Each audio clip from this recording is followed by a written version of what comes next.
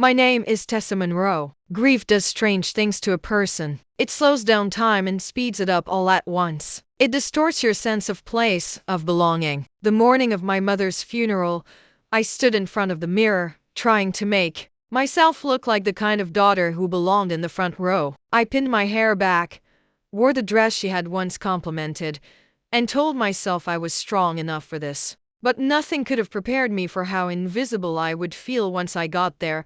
My stepfather greeted everyone like he was hosting a garden party. He shook hands, kissed cheeks, pulled people into half-hearted hugs that somehow all stopped short of me. When our eyes met, he nodded politely, like I was just another guest, not the daughter of the woman whose ashes sat in the urn by the altar. Spaces up front, but because no one offered, and I was too proud to ask. My mother's sister gave the eulogy. She spoke about childhood summers, her cooking, her laugh. She said my mother was generous and thoughtful. I kept waiting to hear something about me, about how my mother had been as a parent, about how not mine, not anymore. It hadn't felt like mine since my mother got sick. I walked through the halls searching for pieces of her, but it already smelled different, like bleach and aftershave. People whispered and smiled tightly at me. My stepfather never once came over. It was as if I didn't belong. As if my mother hadn't raised me in that very house, hadn't tucked me into bed just 2 rooms down from where he now slept alone. I didn't know it yet. But the real betrayal was still coming. I don't know what I expected exactly. Maybe some form of acknowledgement, a kind word, a brief look that said, "She loved you." But as we gathered around the long oak table in my stepfather's lawyer's office, there was none of that. He sat at the head like he owned the very air in the room. Calm, poised, wearing the suit my mother had bought him 2 Christmases ago. It felt like a performance, like he was playing the role of grieving husband with just the right amount of weight behind his voice.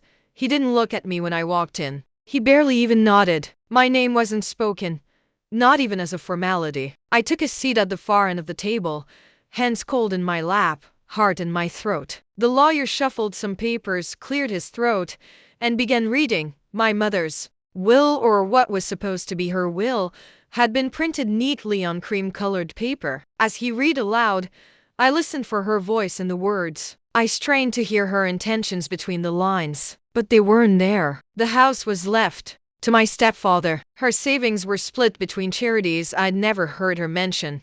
Her jewelry pieces she had promised to pass down to me wasn't even referenced. My name was nowhere. Not a word. Not a single syllable.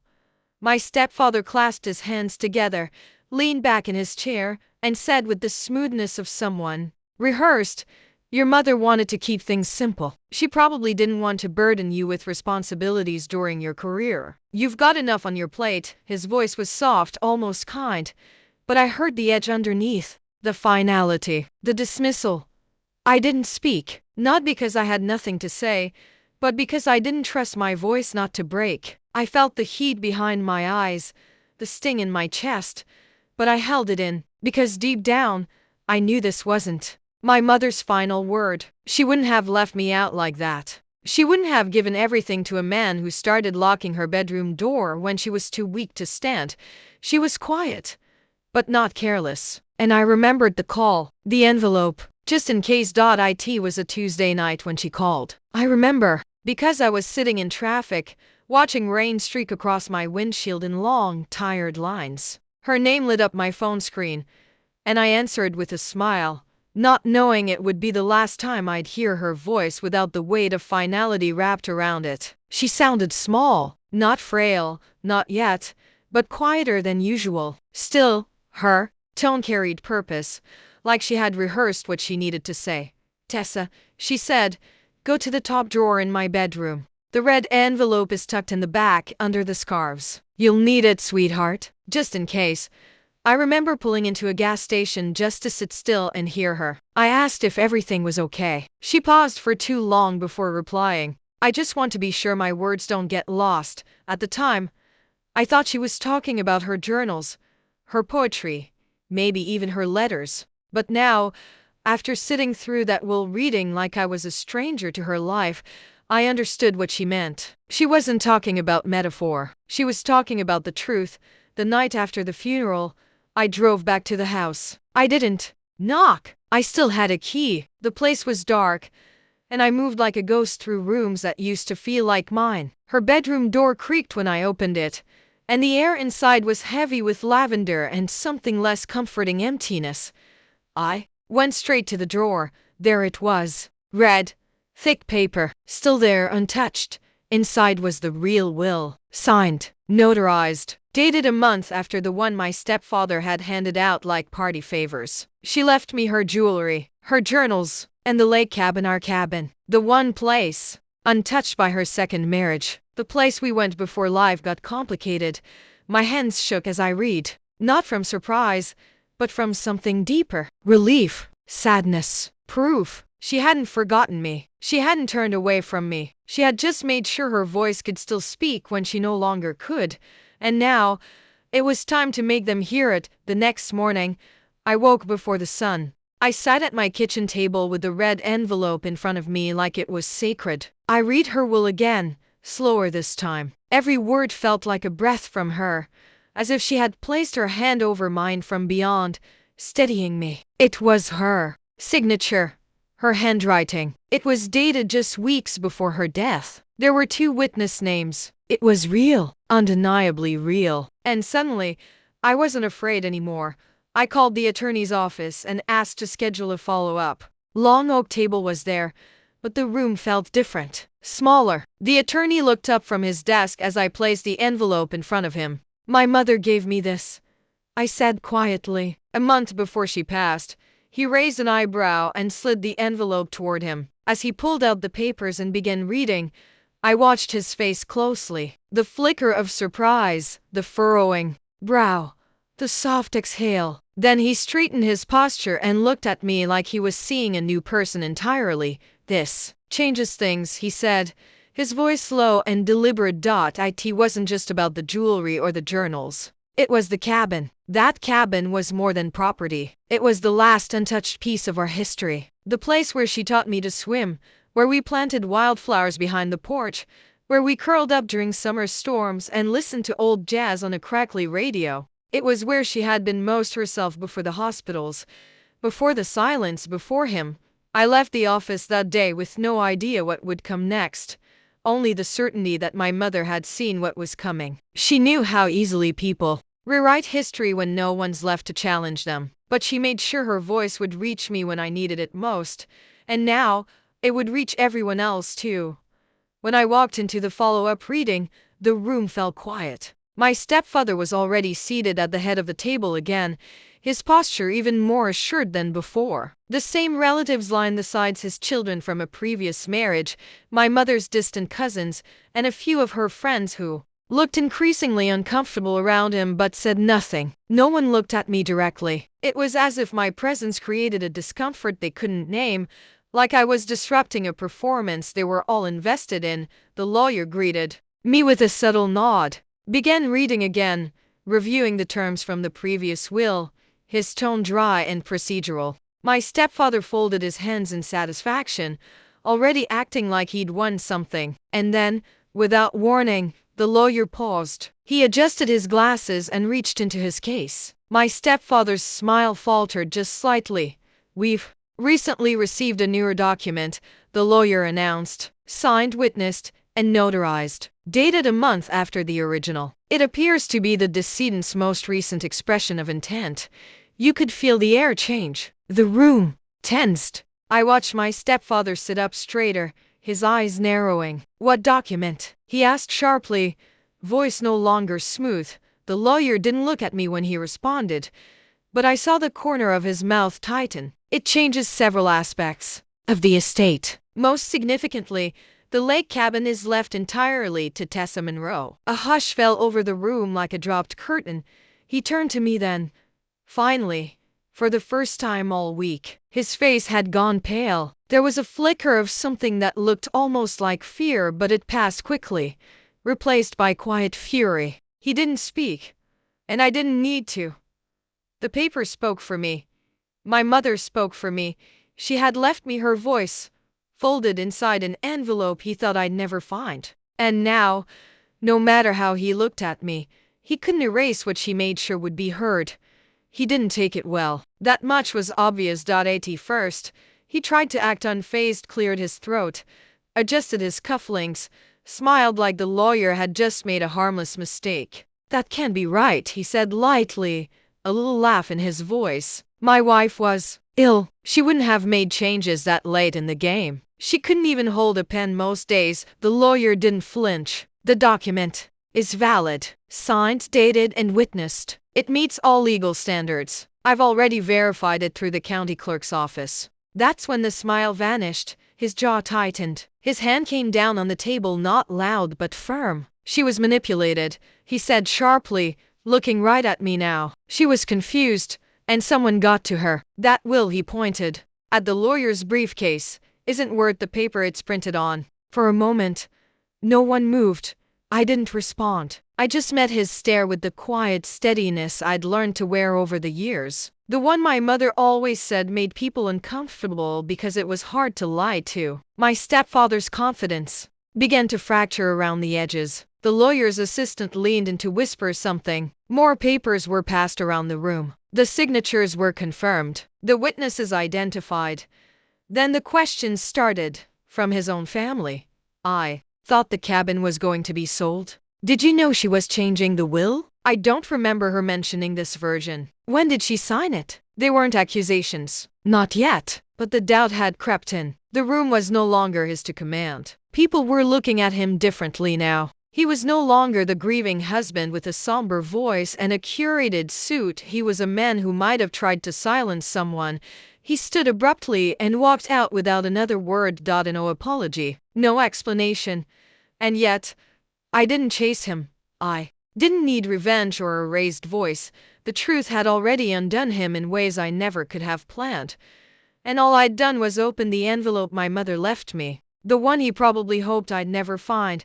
I drove up to the lake cabin the next morning. The road was lined with bare trees and silence. That kind of stillness that only comes in the early months when winter's leaving but spring hasn't quite arrived. The gravel cracked under my tires as I pulled up the long, winding driveway, and there it was. The porch sagged a little more than I remembered, and the shutters were loose, but it was still ours, still hers, still mine. I stepped out of the car slowly, like approaching something sacred. The key was still tucked inside the rusted lantern, by the front door, exactly where we always kept it. I let myself in. The smell hit me first, cedar and dust and faint traces of her. It stopped me in the doorway. I closed my eyes for a moment, letting the air wrap around me like a familiar embrace. Then I stepped inside carefully, quietly, as though I might wake something sleeping. The cabin hadn't changed much. The mismatched curtains she loved still hung above the windows. The floral couch cover with the coffee stain from that summer I spilled hot chocolate during a thunderstorm was still there. Everything was smaller than I remembered, but that might have just been the grief shrinking the world. I walked through each room slowly, running my fingers across the old wooden counters, the worn bookshelves, the faded family photos she refused to replace. I sat on the edge of the bed where we used to read stories at night, her voice soft and full of every kind of comfort. This was the only place where life had made sense before he entered it. Before the hospital beds and hushed phone calls. Before the way she started saying we when she used to say I. Before she learned to shrink herself around his moods. Here, she had been bright and loud and full of light. She laughed, without watching his face for permission. She played music too loud. She danced barefoot on the porch. She held my hand like it was the only thing that could steady her. She left me this place because she knew it held the version of her that was most true, and in giving it to me, she gave me back a piece of myself. It didn't happen all at once. These things rarely do. There was no dramatic courtroom scene, no heated argument with voices raised and chairs pushed back. Just paperwork, signatures, slow acknowledgments. The attorney began the process of formalizing the changes, notifying all relevant parties and updating the probate records. My stepfather tried to contest it, of course, claimed undue influence, emotional manipulation, said I had tricked her in her final days, but none of it stuck. The witnesses confirmed their statements. The notary came forward without hesitation. Every claim he made was met with quiet, factual resistance. There was no need for me to fight. I had already done the hardest part. holding my ground without letting anger twist my voice, and still, he kept trying. I think part of him truly believed that if he just kept talking over me, he could rewrite the story. That if he used enough legal jargon and leaned on enough people, he could make everyone forget what the documents said, what her signature meant. But truth, when it's given the space to breathe, doesn't need to shout. It was the first time in a long while I felt steady in my own skin. I'd spent years tiptoeing around his moods, protecting my mother from his temper, convincing myself that keeping the peace was the same as being strong. I'd swallowed so many words, tucked away so many instincts, but not this time. There was something powerful about showing up with quiet clarity, about saying, without anger or apology, this is what she wanted. Because it wasn't about taking something from him. It was about honoring her, reclaiming her voice, and in doing so, reclaiming mine. The lake cabin paperwork was transferred into my name 2 weeks later. The jewelry was located in a locked chest in her closet when he'd pretended he didn't know existed. Her journals, bundled in ribbon, were delivered to my apartment by the lawyer himself. When I opened the first one, the inscription read, "For Tessa, who always saw me even when I was hiding. She had known the fight would come. She had prepared me for it without ever asking me to lift a sword. All I had to do was speak the truth she left behind." I didn't open the journals right away. For days, they sat on my kitchen counter, wrapped in soft blue ribbon that had faded over time. I would run my fingers over the covers every morning, feeling the weight of them, her thoughts, her secrets, her voice, all bound and waiting. Part of me was afraid of what I might read, afraid of the spaces between the lines. But more than anything, I was afraid of what it would mean to hear her again, only this time with no way to answer back. Eventually, I chose a quiet Sunday morning to begin. The world outside was still. A thin layer of fog clung to the window panes. I made tea, sat by the window, and untied the ribbon with hands that trembled a little. She wrote in neat cursive, each entry dated and signed. Some entries were soft and domestic recipes, garden notes, little sketches of birds she saw outside the cabin window. Others were heavy, sharp. She wrote about the days when she felt herself fading, about the moments when she smiled through pain. And then, gradually, I started to see the cracks in her marriage, observations too delicate to say aloud, but too painful to carry in silence. How she missed the simplicity of just being alone with me. How she regretted the way she stopped speaking up. How she hated that she'd begun to shrink to fit into someone else's life. And then, tucked into the final journal, pressed between the last few pages, was a letter. It was dated 2 weeks before she died. "If you're reading this," it began. "Then he tried to erase you." I felt something twist in my chest, a grief I didn't know how to name. "But I want you to know I saw everything. The way he looked at you, the way he tried to wedge himself between us. I was weak, but I was not blind. I'm sorry I let him speak louder than my instincts." She ended with, "I didn't leave you behind. I left you the truth." And in that moment, I cried for the first time since the funeral. Not just because she was gone, but because she had never stopped trying to reach me. Even when her body gave out, her love didn't. She had saved the best of herself. For me, there's something almost unbearable about holding a truth that was nearly buried. A truth that was wrapped in silence, tucked away behind polite smiles and legal papers, nearly erased by someone who thought control was the same thing as love. But the thing about truth, real truth, is that it has weight. It anchors you. And when you finally let yourself stand in it, you feel something solid beneath your feet for the first time in a long while.